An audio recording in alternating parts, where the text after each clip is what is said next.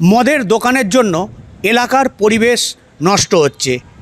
এই জন্যই মদের দোকান ঘিরে বিক্ষোভ পারুলিয়া বাজারের কয়েকশো মহিলা এবং পুরুষ। তাদের অভিযোগ, এলাকায় মদের দোকান হওয়ায় বাড়িতে স্বামী ছেলে মদ খেয়ে গিয়ে অশান্তি করছে এবং সংসারে অভাব অনটন দেখা যাচ্ছে। অবিলম্বে এই মদের দোকান বন্ধ করতে হবে। এর জন্য মদের দোকান ঘিরে যেমন বিক্ষোভ দেখায়, পাশাপাশি কালনা কাটোয়া রোডও অবরোধ করা হয়।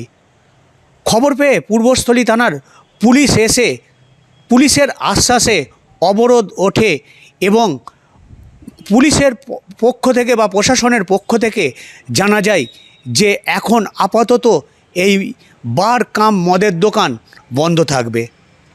অভিযোগকারী বা বিক্ষোভকারীদের অভিযোগ যে আগামী দিনে এই বার চালু হলে আন্দোলনের হুঁশিয়ারিও দিয়ে রেখেছে এই এলাকার বাসিন্দারা।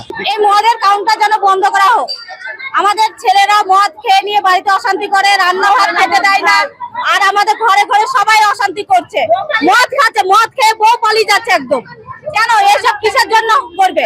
আর এই মদের কাউন্টার যেন বন্ধ করা হোক। আমাদের পুলিশ অফিসার আসলো, পুলিশের সবকিছু এসে বললো যে বন্ধ করা হবে।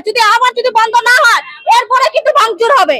খাওয়াই মেয়ে ছেলে নিয়ে বাইরে থেকে মেয়ে ছেলে হায়ার করে আনে, ভেতরে নাচ গান হয় মদ খেয়ে।